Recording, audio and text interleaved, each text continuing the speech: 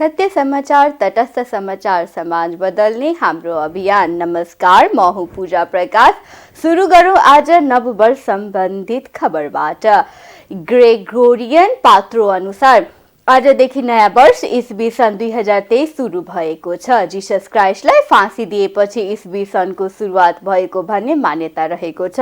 Pope ग्रेगोरीले Julian पात्रो अनुसारको सनलाई प्रतिस्थापना गर्दै अहिले प्रचलनमा आएको पात्रोलाई चलाएकाले यसलाई ग्रेगोरियन पात्रो अनुसारको नयाँ वर्ष भनिन्छ। जुलियन पात्रो शासक जुलियस सिजरले प्रचलनमा ल्याएका थिए।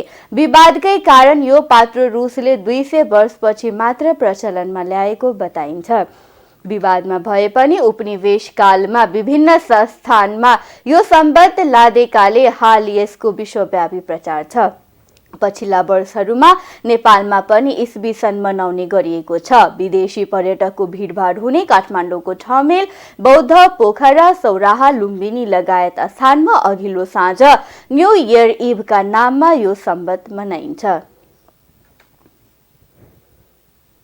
नेपाल पत्रकार महासंघ धनुषा शाखाले जनकपुर धामका पत्रकार शैलेन्द्र महतो क्रान्तिलाई ज्यान मार्ने धम्की दिने धनुषाको विदेह नगरपालिकाका मेयर बेचन दास तत्मालाई कारबाही गर्न प्रमुख जिल्ला अधिकारीलाई ज्ञापन पत्र बुझाएको छ। आइतबार धनुषा शाखाकी अध्यक्ष मनिका झाको नेतृत्वमा गएको पत्रकारहरूको टोलीले प्रमुख जिल्ला अधिकारी सुरेन्द्र पौडेललाई मेयर दासलाई कारबाही गर्न ज्ञापन पत्र बुझाएका छन्। मध्य प्रदेशको सर्वोच्च निकाय कानून बनाउने थलो प्रदेश सभा परिसरमा पत्रकार महतोमाथि गैर जिम्मेवार, अपमानजनक र अभद्र व्यवहार गरेका नगर प्रमुख दासलाई अभिलम्ब कानून बमोजिम कारबाही गर्ने सिडिओलाई ध्यान आकर्षण गराइएको छ। महासंघले नगर प्रमुख दासलाई कारबाही नभए चरणबद्ध आन्दोलनमा जान बाध्य हुने चेतावनी समेत दिएको छ। नगर प्रमुख दासले सार्वजनिक रूपमा पत्रकार महतो सहित अन्य पत्रकारहरूलाई समेत कुटपिट गर्ने जस्ता अभिव्यक्ति दिनु कानूनी राज्यको उपहास हो। तसर्थ यस्ता गैर जिम्मेवारी, अपमानजनक र अभद्र व्यवहार गरेका नगर प्रमुख दासप्रति नेपाल पत्रकार महासंघ धनुषा शाखा खेद प्रकट गर्दै उनले गरेको क्रियाकलापका लागि उनीमाथि कानूनी व्यवहारका लागि जिल्ला प्रशासन कार्यालय धनुषा सहित सम्बन्धित निकायलाई ध्यान आकर्षण गराउँदैछौं। यथाशीघ्र नगर प्रमुख दासलाई कानूनी दायरामा नल्याए नेपाल पत्रकार महासंघ धनुषा शाखा चरणबद्ध आन्दोलनमा जान बाध्य हुने जानकारी गराउँदछौं, ज्ञापन पत्रमा लेखिएको छ। जनता समाजवादी पार्टी जसपाको मध्य प्रदेश सभामा संसदीय दलको नेता चयन गर्न 3 सदस्यीय समिति गठन भएको छ। जसपाका नेता तथा जनकपुर धाम उपमहानगरका पूर्व मेयर लाल किशोर शाहको संयोजकत्वमा समिति गठन भएको छ।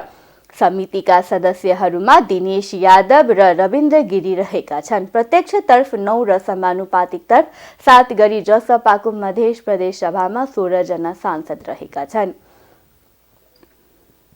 प्रज्ञा सोलुसन प्रालीको सहकार्यमा आरडीएफद्वारा मिथिला नगरपालिका वडा नम्बर 6 स्थित ढल्केपरमा जलवायु कार्य क्लिनिकको शुभारम्भ गरिएको छ। शुभारम्भ कार्यक्रममा प्रज्ञा सोलुसन प्रालीका प्रतिनिधि रमेश विष्टले प्रज्ञा सोलुसन प्राली तथा जलवायु कार्य क्लिनिकको बारेमा प्रकाश पार्नु भएको थियो भने जलवायु कार्य क्लिनिकको आवश्यकता, औचित्य एवं उपादेयताको बारेमा कृषि मन्त्रालयका पूर्व सहसचिव एवं कृषि श्याम सुन्दर सिंहले जानकारी गराउनु भएको थियो।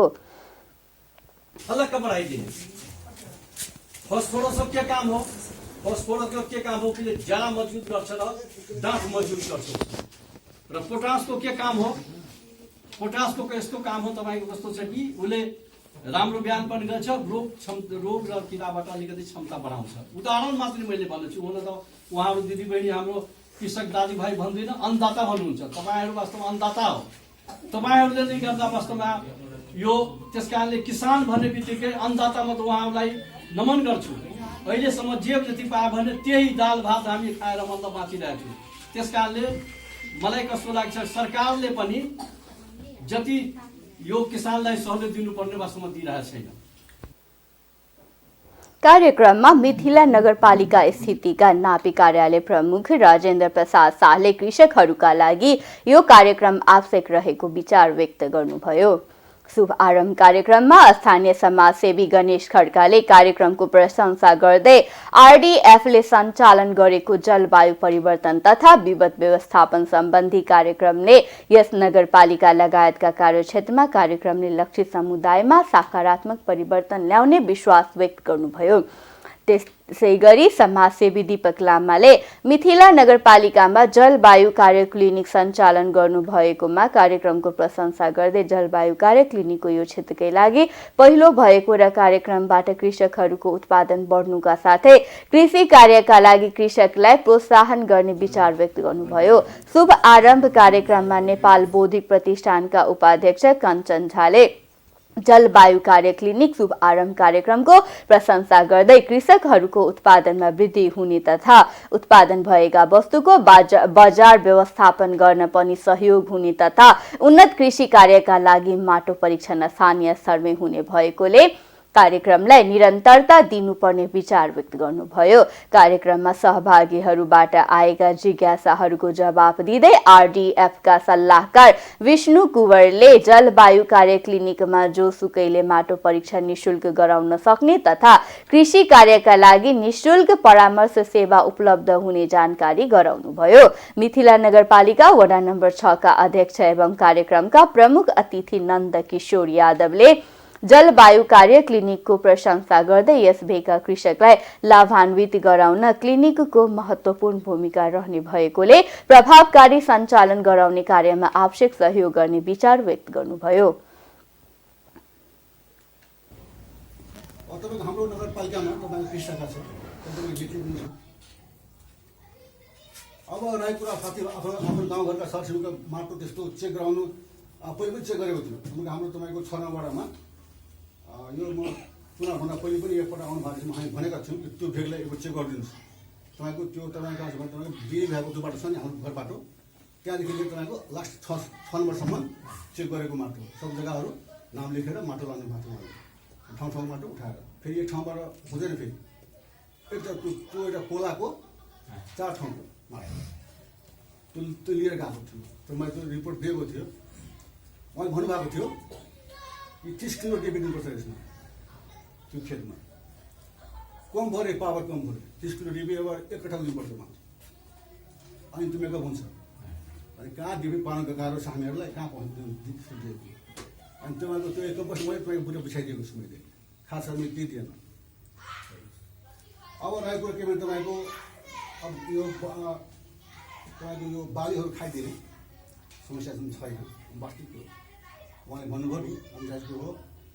तपाईँ कहिले हेर्नुहोस् त्यो तपाईँको नीलगाईले बाँदरले सबै मानवहरूलाई मेरो नमस्ते। मेरो नाम चाहिँ रमेश। आरडीएफद्वारा सञ्चालित सहभागितामूलक सम्बन्धी कार्य पीसीए कार्यक्रमको कार्यक्रम अधिकृत अरशद सिद्दिकीले कार्यक्रम धनुषा जिल्लाको मिथिला नगरपालिका, गणेशमान चारनाथ नगरपालिका, धनुषा धाम नगरपालिका, सबैला नगरपालिका र बटेश्वर नगरपालिकाका कृषकहरूलाई लक्षित गरी सञ्चालन गर्दै आइरहेको जानकारी गराउँदै कार्यक्रमका सहभागीहरूलाई धन्यवाद दिँदै आगामी दिनमा सम्बन्धित निकायहरूसँग समन्वय र सहकार्य निरन्तर रहने जानकारी गराउनुभयो।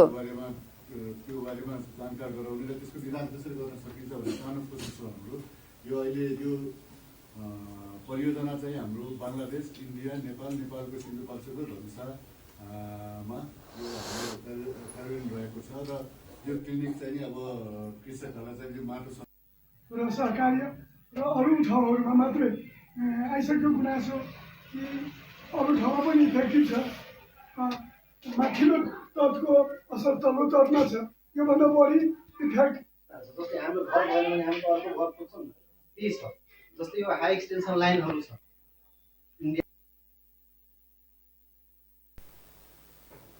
कार्यक्रम आरडीएफ का उपाध्यक्ष इंदेश चौधरी को अध्यक्षता एवं मिथिला नगरपालिका वडा नंबर 6 का अध्यक्ष नन्द किशोर यादव को प्रमुख अतिथिमा सम्पन्न भएको थियो भने कार्यक्रमको सहजीकरण आरडीएफ का कार्य समिति सदस्य श्री सुदीप कुमार मण्डलले गर्नुभएको थियो।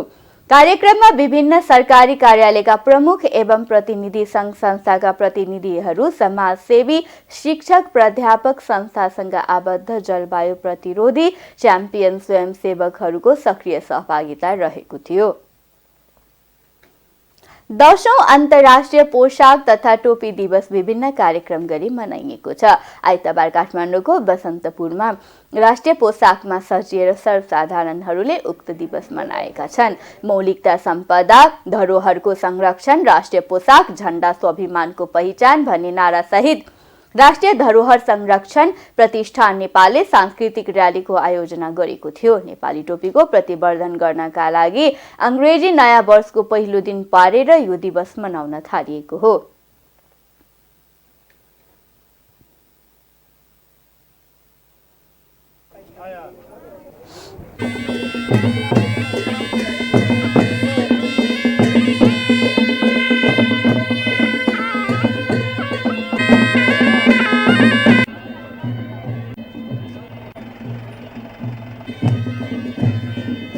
समयदेखि राज्यसँग साझा पोसाकको माग गर्दै आइरहेको सबैलाई थाहा नै छ। हामी यो देशको एउटा साझा पोसाकको माग गरिरहेका छौँ। यो 10औं वर्ष हो र सम्माननीय प्रधानमन्त्रीज्यूले यसै वर्ष सदैव सुट्टाइमा शपथ दिने सम्माननीय प्रधानमन्त्रीज्यू प्रचण्डले यसैपालि तपाईँको दौरा सुरुवालमा शपथ ग्रहण गर्नुभयो। उहाँलाई गाह्रो त भयो होला, किनकि जो आफैले फ्याँकेको, आफैले यो हुनु हुँदैन, यो चाहिँदैन भनेर फ्याँकेको पोसाक आज फेरि लगाउँदा गाह्रो त भयो होला। तथापि आज विश्वभरि रहेका नेपाली भाषी नेपाली नागरिकहरूले अन्तर्राष्ट्रिय रूपमा चाहिँ टोपी दिवस, पोसाक दिवस मनाउनुहुन्छ। देशमा पश्चिमा संस्कृतिको प्रभाव बढ्दै गएको भन्दै केही युवाहरूले विक्रमसम्म 2070 सालदेखि टोपी दिवस मनाउन थालेका हुन्। प्रधानमन्त्री पुष्पकमल दाहाल प्रचण्डले पोखरा क्षेत्रीय अन्तर्राष्ट्रिय विमानस्थलको उद्घाटन गरेका छन्। प्रधानमन्त्री दाहालले आइतबार एक भव्य समारोहबीच विमानस्थलको उद्घाटन गरेका हुन्। उद्घाटनका क्रममा हेलिकप्टरबाट पुष्पवृष्टि गराउनुको साथै भव्यताका साथ हर्ष बढाई गरिएको थियो। देशकै प्रमुख पर्यटकीय गन्तव्य पोखरामा निर्माण भएको विमानस्थलको देश बाहिर समेत सन्देश दिनका लागि अंग्रेजी नयाँ वर्षको अवसरमा उद्घाटन गरिएको हो। उद्घाटन समारोहमा जनसहभागिता, प्रचार प्रसार र सेलिब्रेसनको जिम्मा पोखरा महानगरले लिएको छ।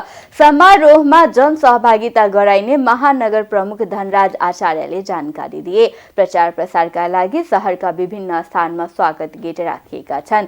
पोखरा महानगरपालिकाले विमान उद्घाटन अघि पोखराको अमरसिंह चौरबाट विभिन्न जातिको झाँक्री, मौलिक वेशभूषा सहितको र्याली निस्किएका थिए।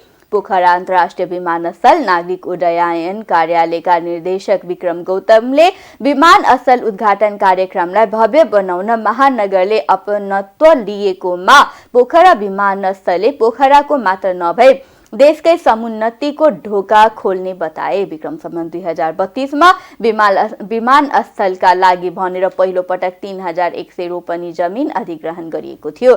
जमिन अधिग्रहणको 4 दशकपछि निर्माण प्रक्रिया सुरु भएको हो। उडान सुरु गर्न कम्तीमा 2 महिना समय लाग्ने देखिएको उनीहरूको भनाइ रहेको छ। पोखरा अन्तर्राष्ट्रिय विमानस्थलसँग प्रति घण्टा झण्डै 600 यात्रुहरू व्यवस्थापनको क्षमता रहेको अधिकारीहरू बताउँछन्।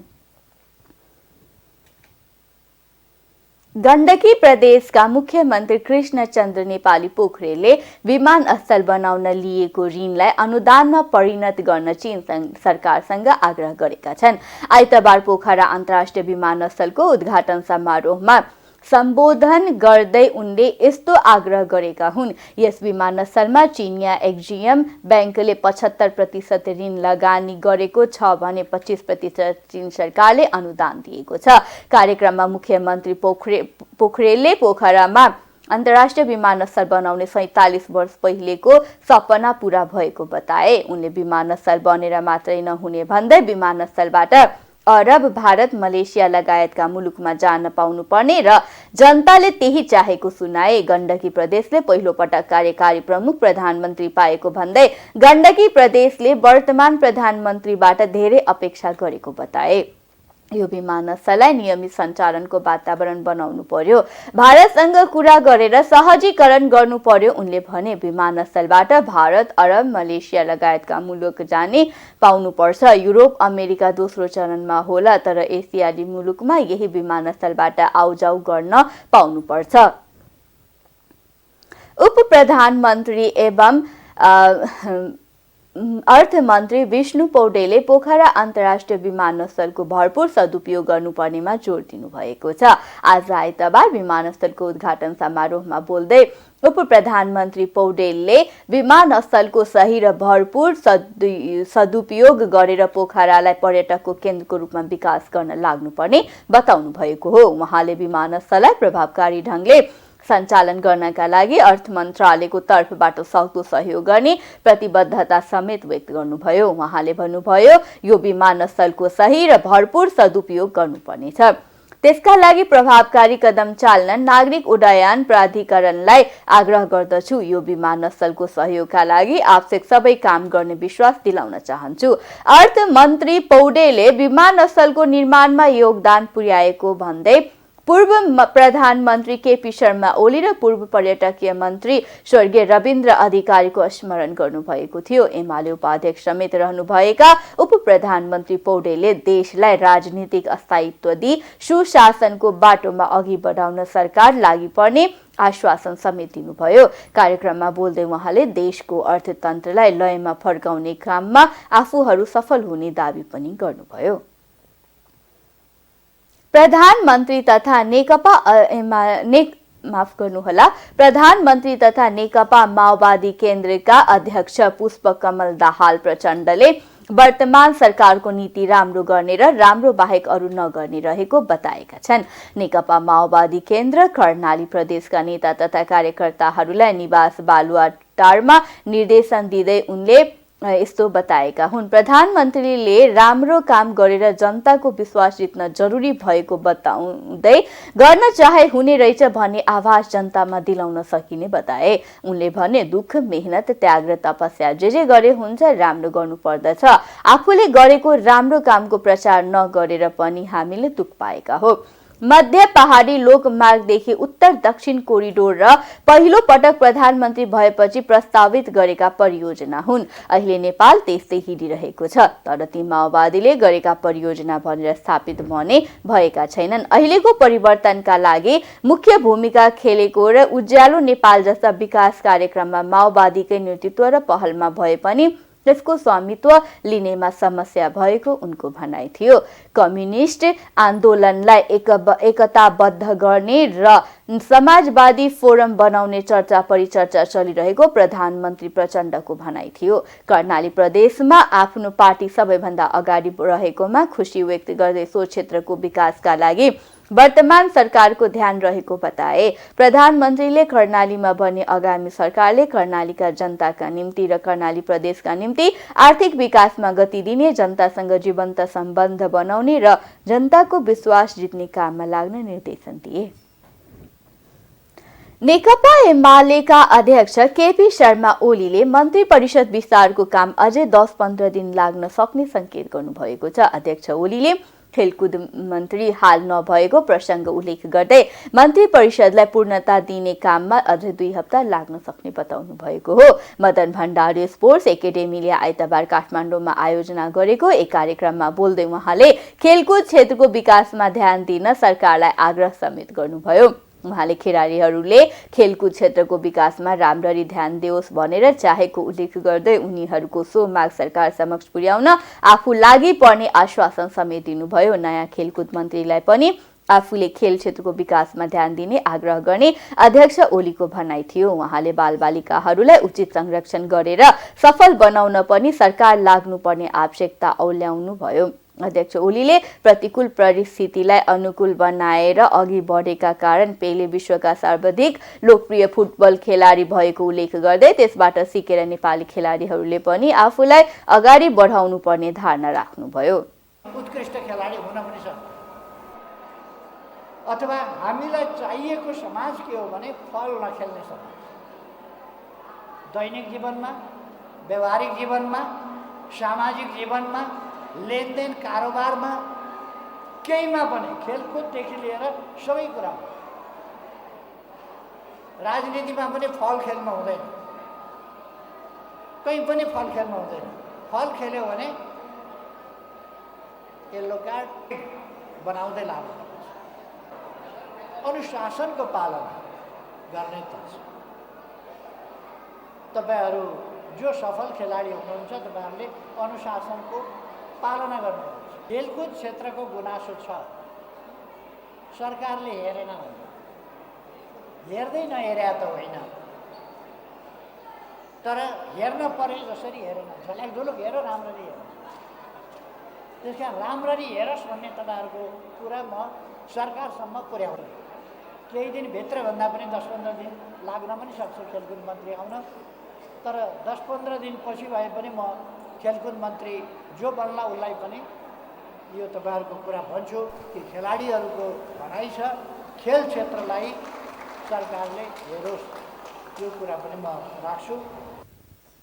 त्यस अवसरमा उहाँले सो एकाडेमीलाई अक्षय कोष स्थापना गर्न ढिलाइ नगर्न आग्रह गर्दै आफूले 2 लाख नगद राशि सहयोग गर्ने घोषणा गर्नुभयो। खेल क्षेत्र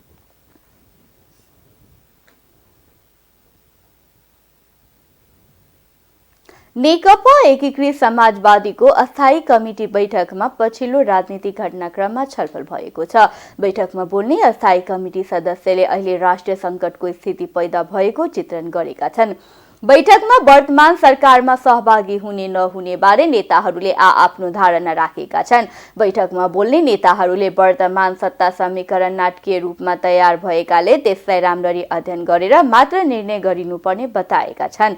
प्रधानमन्त्री समेत रहेका नेकपा माओवादी केन्द्रका अध्यक्ष पुष्पकमल दाहाल प्रचण्डले पटक पटक भेटेर सरकारमा आउन आग्रह गरे पनि औपचारिक कुनै प्रस्ताव नआएकाले आफै खोजेर सरकारमा जान नहुने राय अधिकांश अस्थायी कमिटी सदस्यको छ। नेकपा एकीकृत समाजवादीका उपमहासचिव गंगालाल तुलाधरले पार्टी अध्यक्ष माधव कुमार नेपाललाई राष्ट्रपतिको प्रस्ताव आएको विषयमा कुनै सत्यता नभएको बताउनु भएको छ। आइतबार पार्टी कार्यालयमा अस्थायी कमिटी बैठकबारे जानकारी दिन पत्रकारहरूसँग कुरा गर्दै उहाँले यस्तो बताउनु भएको हो। उहाँले नेकपा एमालेबाट यति ठूलो प्रस्ताव आउने विषय बताउन नसकिने टिप्पणी गर्नुभयो।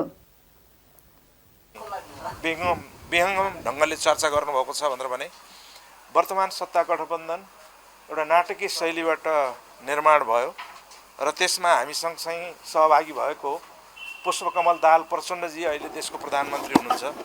यसरी उहाँ प्रधानमन्त्री भइरहेको सन्दर्भमा र उहाँले हामीलाई पटक पटक भेटेर सरकारमा सामेल हुनुपर्ने कुरा बताइरहेको बेला अथवा सरकारलाई समर्थन दिनुपर्छ भनेर भनिरहेको बेला उहाँले औपचारिक रूपमा प्रस्ताव चाहिँ पठाउनु भएको छ कि छैन। यदि त्यो प्रस्ताव पठाउनु भएको छैन भनेर भने हामी बोलाइन डाकी कुनै के जाति गरी भन्ने जस्तो तरिकाले चाहिँ जान हुँदैन भन्ने खालको निष्कर्ष निकाल्न खोजिराख्नु भएको छ। सरकारलाई समर्थन दिने सन्दर्भमा चाहिँ नेकपा एमाले र माओवादी केन्द्रले नेतृत्व गरेको जस्तो देखिए पनि मूल रूपमा चाहिँ यो एउटा खिचडी सरकार जस्तै बन्न गएको छ र यसमा हामीले समर्थन दिने या नदिने कुराको के अर्थ रहन्छ। हाम्रो पार्टीले समर्थन दिनुपर्छ कि पर्दैन भन्ने कुरा चाहिँ त्यहाँबाट हामीले हेर्नुपर्छ भनेर भन्ने खालको कुरा नै आएको छ। त्यस कारणले मूल रूपमा हामीले समर्थन नदिएर पनि यो सरकार त निरन्तरता त यसलाई लिन्छ, तर त्यसमा हिजकै सहकार्यमा सामेल भएका सँगसँगै हिँडिरहेका एउटा जुनसुकै कारणले भए पनि त्यो गठबन्धन तोडेर अर्को गठबन्धन बनाउन पुगेका प्रचण्डजी नै प्रधानमन्त्री भएका कारणले गर्दाखेरि चाहिँ हामीले समर्थन दिनु चाहिँ उपयुक्त नै हुन्छ कि भन्ने अलि धेरै साथीहरूले त्यसरी पनि बोल्नुभएको छ। त्यो कुरा हो। दोस्रो कुरा भनेर भनेको पार्टी एकताका सवालमा जे खालको चर्चा चलिरहेको छ त्यो चर्चा नेकपा एमालेको केही मान्छेहरूले मात्र चलाएका कुराहरू हुन्। त्यसमा हामी कुनै पनि हिसाबले त्यो भ्रममा हामी पर्नु हुँदैन। हामी यसबाट जोगिनु पर्दछ। भनेको मतलब चाहिँ नि हामी त्यो एकता हुन्छ भनेर हाम्रो चाहिँ कार्यकर्ता हाम्रो पङ्क्तिलाई जुन भुलभुलैयामा राख्ने जस्तो खालको जो षड्यन्त्र भइरहेको छ यसबाट प्रश्न हुनुपर्छ। अहिले एकताको कुनै प्रयास उताबाट पनि भएको छैन र यताबाट पनि भएको छैन। अनौपचारिक रूपमा काहीँ कुराहरू कसैले गरिरहेका छन् भनेर भने त्यो बेग्लै कुरा हो भन्ने ढङ्गले कुराहरू उठेका छन्। उहाँले यदि यो विषयमा कतै चर्चा भएको भए एकीकृत समाजवादीको कार्यकर्तालाई भ्रममा राख्ने कोसिस मात्र भएको उपमहासचिव तुलाधरले बताउनुभयो। लुम्बिनी प्रदेश सभा सदस्यहरूले पद तथा गोपनीयताको शपथ गरेका छन्। आइतबार लुम्बिनी प्रदेशको अस्थायी राजधानी भालुवाङमा नवनिर्वाचित सदस्यहरूले शपथ लिएका हुन्। प्रदेश प्रमुख अमित शेरचनले पद तथा गोपनीयताको शपथ ग्रहण गराएका हुन्। लुम्बिनी प्रदेश सभा 87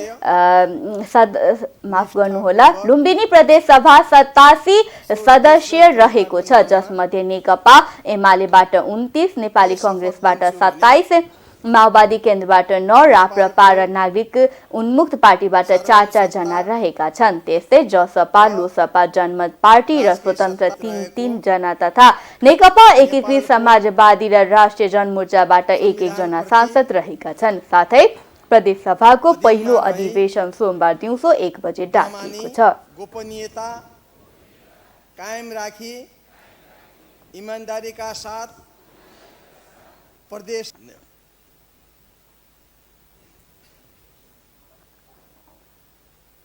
अब आर्थिक समाचार।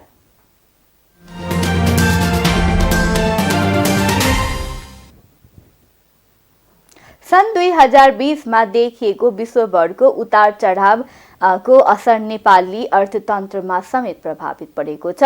खास गरी कोभिड महामारी पूर्ण नियन्त्रणमा आउन नसक्नु, रुस युक्रेन युद्धले अस्तव्यस्त बनाएको आपूर्ति व्यवस्थापन, इन्धनको मूल्य वृद्धि, विश्व जगतमा बढेको महँगी, आयातको कराइका कारण नेपाली अर्थतन्त्र यो वर्ष मारमा पर्यो। रुस युक्रेन युद्ध र कोभिडले पुर्याएको असरका कारण नेपाली अर्थतन्त्रलाई उठ्न हम्मे परिरहेको छ।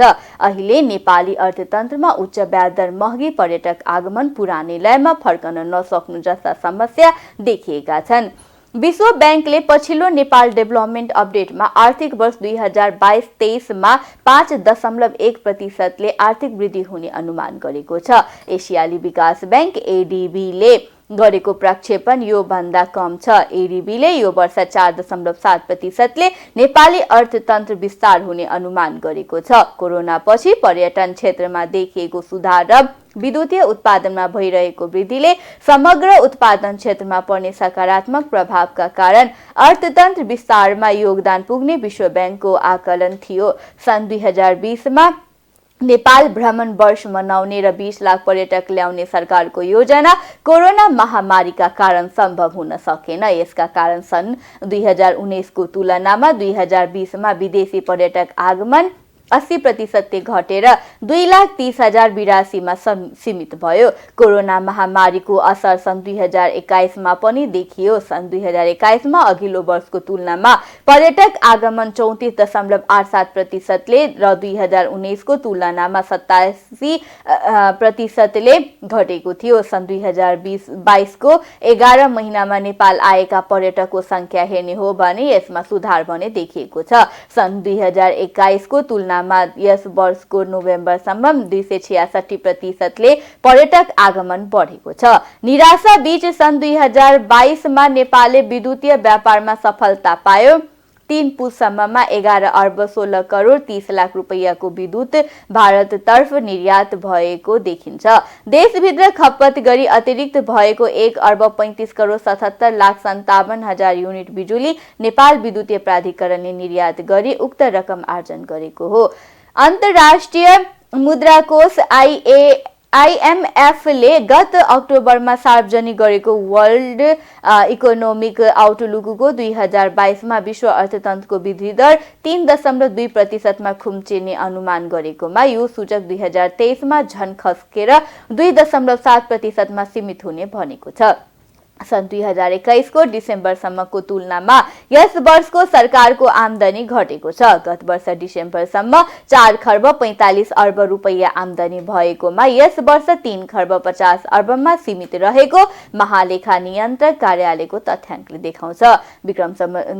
माफ गर्नुहोला सन् 2022 मा डलरको भाव उच्च बन्न पुग्यो। नेपाली अर्थतन्त्र आयातमुखी भएकाले डलरको भाव बढ्दा अर्थतन्त्रमा चाप बढ्यो। विदेश पढ्न जानेले बाहिर लगेको रकम हेर्ने हो भने चालु आर्थिक वर्षको 4 महिनामा नेपालबाट 22 अर्ब रुपैयाँ भन्दा धेरै बाहिरिएको छ। नेपाल राष्ट्रिय बैंकको तथ्याङ्क अनुसार साउनदेखि कार्तिक मसानसम्म पढ्नका लागि विदेश जाने नेपालीले 22 अर्ब 61 करोड रुपैयाँ खर्च गरेका छन्। यो गएको वर्षको तुलनामा दोब्बर हो। अघिल्लो आर्थिक वर्षको पहिलो 4 महिनामा वैदेशिक शिक्षाका लागि 10 अर्ब 17 करोड रुपैयाँ बाहिरिएको थियो। त्यसै विदेशी घुम्न जाने नेपालीले 4 महिनामा 33 अर्ब 6 करोड रुपैयाँ खर्च गरेका छन्। पछिल्ला वर्षहरूमा नेपाल भ्रमण गर्न आउनेले भन्दा नेपालबाट डलर लगेर विदेशमा खर्च गर्ने बढेका छन्। 2022 मा नेपालमा दोस्रो अन्तर्राष्ट्रिय विमानस्थल गौतम बुद्ध अन्तर्राष्ट्रिय विमानस्थल सञ्चालनमा आयो। 2023 सुरु भइरहँदा अर्थतन्त्रमा केही आशा भने पलाएको छ। आज आइतबारबाट पोखरा स्थित नेपालको तेस्रो अन्तर्राष्ट्रिय विमानस्थल सञ्चालनमा आउन लागेको हो। यसले पर्यटन प्रवर्धनमा योगदान गर्नेछ। समग्र 2022 को निराशा र केही आशा जगाउँदै बिदा भएको छ। अब अन्तर्राष्ट्रिय समाचार।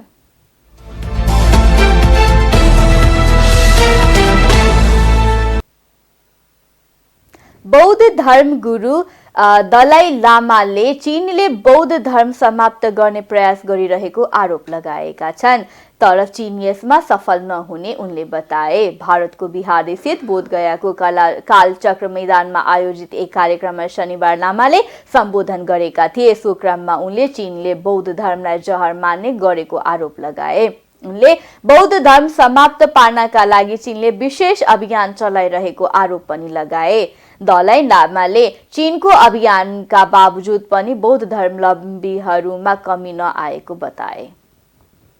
युगेन्डाको राजधानी कम्पालामा नयाँ वर्षको अवसरमा आयोजित कार्यक्रममा भागदौड हुँदा कम्तीमा 9 जनाको ज्यान गएको छ भने अन्य थुप्रै घाइते भएका छन्। प्रहरीका अनुसार नयाँ वर्षका राजधानी कम्पालाको एक शपिङ मलमा आयोजित संगीत कार्यक्रममा सहभागी भएका कैयौं किशोरी भागदौडमा घाइते भएका थिए। सो घटना मध्यरातमा भएको थियो। कार्यक्रममा उद्घोषकले उपस्थित व्यक्तिलाई आतिशबाजी गर्न प्रोत्साहित गरेपछि भागदौड भएको थियो। प्रदर्शन सकिएपछि भागदौड भएको 5 जनाको घटनास्थलमै ज्यान गएको थियो भने अन्य थुप्रै घाइते भएका छन्। अन्य केहीको उपचारका क्रममा ज्यान गएको थियो। कोभिड-19 को 2 वर्षे प्रतिबन्धपछि विश्वका अन्य देशमा जस्तै युगान्डामा पनि नयाँ वर्षको उत्सव मनाउने क्रममा यो घटना भएको प्रहरीले विज्ञप्तिमा भनेको छ। यस बारेमा अनुसन्धान गरिने प्रहरीले जनाएको छ। अब खेल समाचार।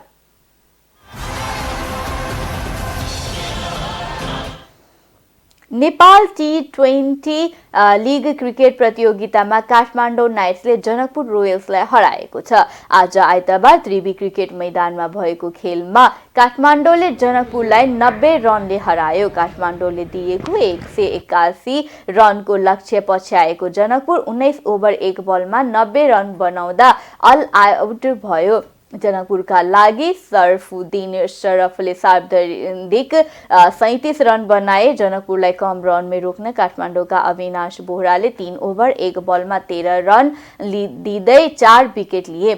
यस्तै अजमतुल्लाह उमर नाईले 2 विकेट लिए। यसअघि टस हारेर पहिले ब्याटिङको निम्तो पाएको काठमाडौँले निर्धारित 20 ओभरमा 6 विकेट गुमाएर 180 रन बनायो। काठमाडौँका लागि सुनम गौतमले 62 र रायन बर्लले 61 रन बनाए। बलिङतर्फ जनकपुरका जितेन्द्र मुखियाले 3 विकेट लिए। यो जितसँगै काठमाडौँ 5 खेलमा 6 अङ्क सहित तालिकाको तेस्रो स्थानमा छ। 6 खेल खेलेको जनकपुर 8 अङ्क सहित दोस्रो स्थानमा रहेको छ। हस्त आजको टाइम समाचार यति नै। हेर्दै रहनुहोला टाइम्स टेलिभिजन। आज्ञा दिनुहोस्। नमस्कार।